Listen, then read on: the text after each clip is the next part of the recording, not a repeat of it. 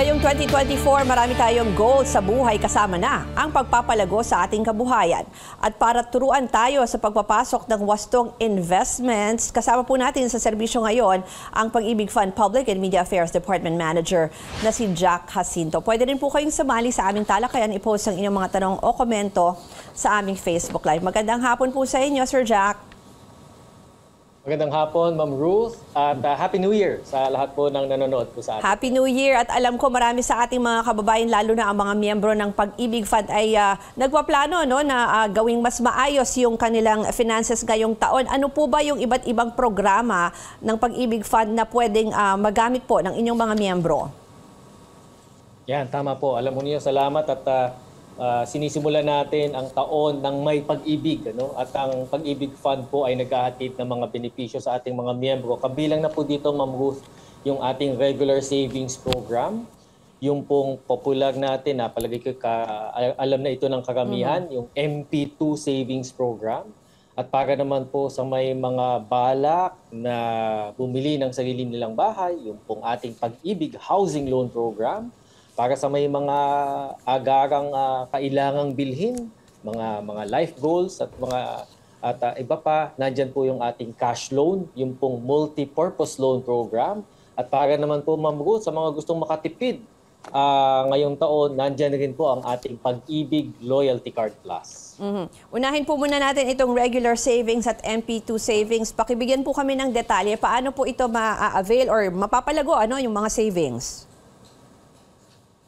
Ito pong regular savings, Ma'am Ruth, ito po yung ating buwanang hulog sa Pag-ibig Fund. Ito po ay inyong ipon, ito yung contribution ng ating mga miyembro.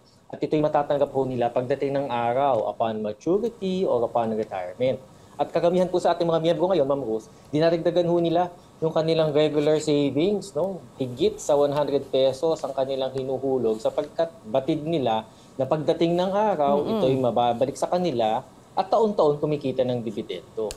Yun naman pong MP2 savings program. Sir, bago po kayo pumunta sa MP2, ito po kumikita ng mas higit doon sa kinikita ng Pag-ibig regular savings at may mas maikling maturity term na 5 years po lamang. Kahit marami rin po ang nag-iipon dito sa programa natin ito. At hinihikayat po natin ng mga miyembro natin, again, the value of savings para po paghandaan natin ang ating kinabukasan. Yung una lang po sana yung tatanong ko lang doon sa regular savings. Magkano po ba ang pwedeng pinakamataas na ilagay dyan? Kasi sabi niyo 100 pesos lang po, di ba?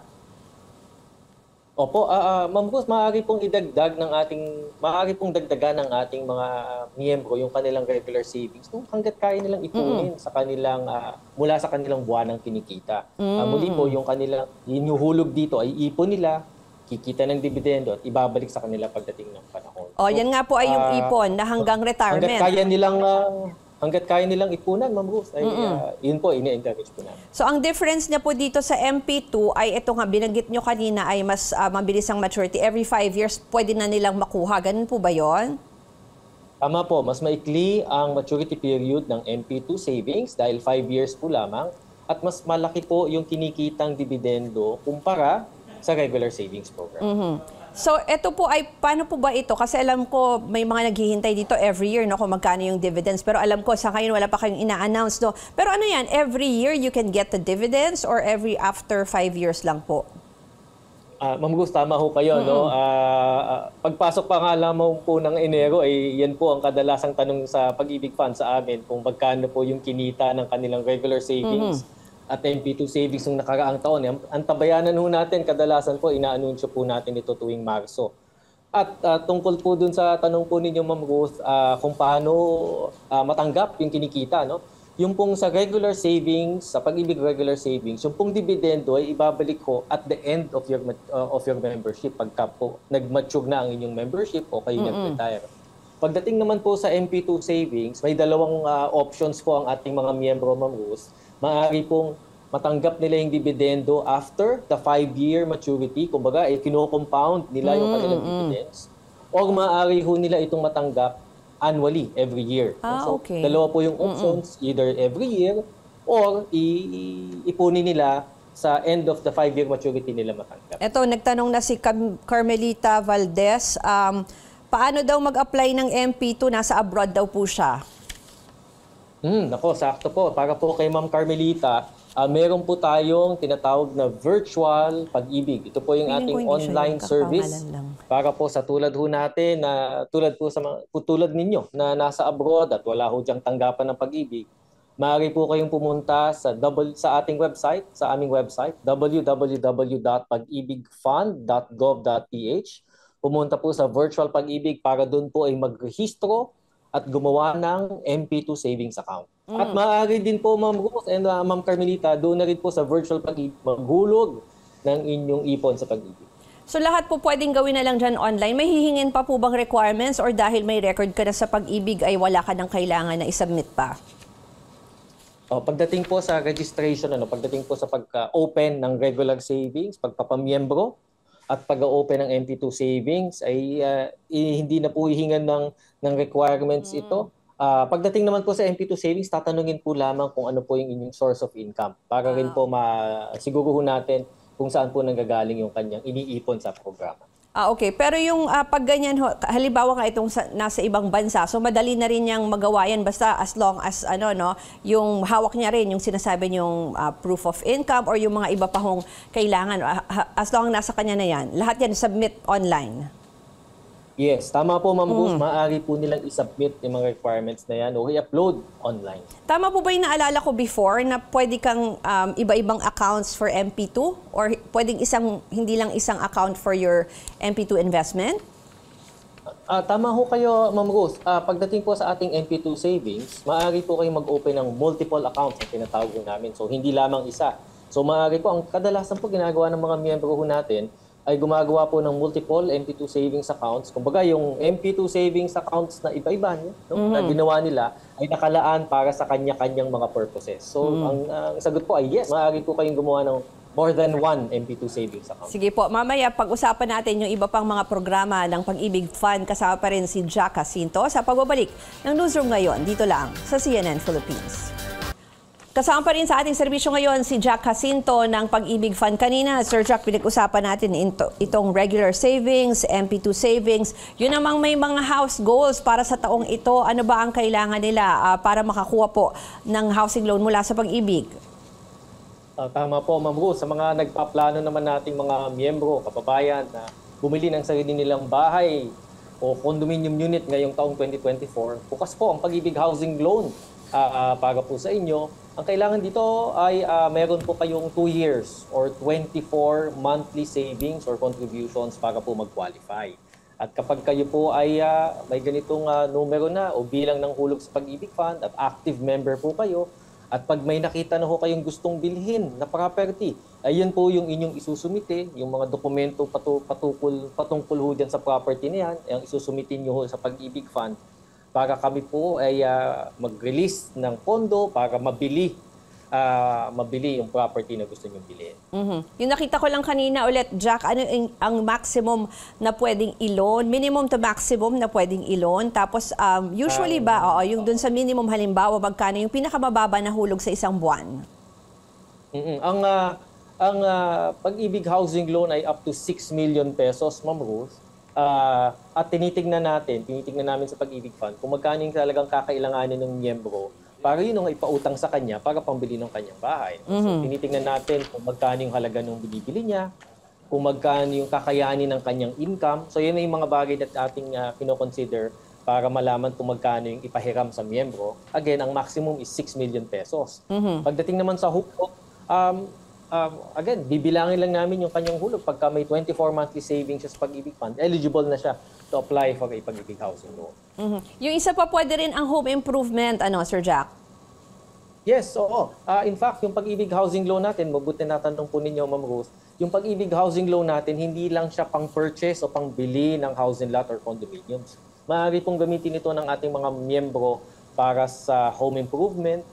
Maaari po nilang gamitin rin ito to refinance an existing loan. Kumbaga ay ililipat nila ang isang existing housing loan mula sa isang bangko o sa financial institution, ilipat sa amin sa Pag-ibig Fund para kadalasan kasi ay may pagmamalaki namin, Ma'am Rose, mas mababa po ang aming interest rates. Yun nga po yung itatanong ko kasi napansin ko rin po yan, na isa rin yan sa pinag-aaralan ko. Halimbawa ngayon, ang mga bangko, pag nag-exceed ka na doon sa hindi na fixed term yung interest. Ngayon pala ay more than 9% na yung ibang housing loan. Sa Pag-ibig po ba, ano yung masasabi nyo sa akin na medyo, sinabi nyo, medyo competitive or mas mababa yung inyong rates, interest? Oo, ang ating interest rates for January to June this year, Ma'am Rose, ay ang pinakamababa po ay 5.75% per annum. Base ho ito dun sa tinatawag na 1-year fixing period. So may repricing period din po yung ating interest rates. Ngunit ang pinakamababa po ngayon ay pagmamalaki po namin. At yan din naman po kasing mandato natin, Ma'am Ruth, no? To ensure na yung ating pautang sa pabahay, mababa yung interest. Kaya po yung ating 1-year fixing rate ng housing loan natin ay as low as 5.75% per annum. Sir Jack, yung isa nyo pang binanggit kanina, itong Loyalty Card Plus, ay meron din po palang mga benepisyo. Yes. Nako, Ma'am Ruth, para po sa mga Pag-ibig Fund members po natin, lalo na po ay yung mahilig sa discounts. No? So, meron po tayong Pag-ibig Loyalty Card Plus kung saan po ang may card. Pag present po yan sa mga partner establishments po natin na ngayon, Ma'am Ruth, halos 400 na. No? So pag pinakita ho nila yan sa isang partner establishment, ay makakatanggap po sila ng diskwento o kaya naman ay points on their purchase na maiko-convert ho nila sa pambili pa ng other items with that partner establishment. So ito po yung isang discount and rewards card. And Ma'am Ruth, ang kagandahan ho ito sa mga ibig pang mag-apply, maaari pong pumunta ang Pag-ibig Fund sa kung kayo po employed sa inyong kumpanya, sa inyong opisina, para hindi na ho kayo pumunta pa sa tanggapan ng Pag-ibig Fund. Maaari po kaming mag-schedule dyan, pumunta sa inyong kumpanya para doon ho kayo kunan at bigyan ng Pag-ibig Loyalty Card Plus. Ang halaga po nito ay 125 pesos po lamang.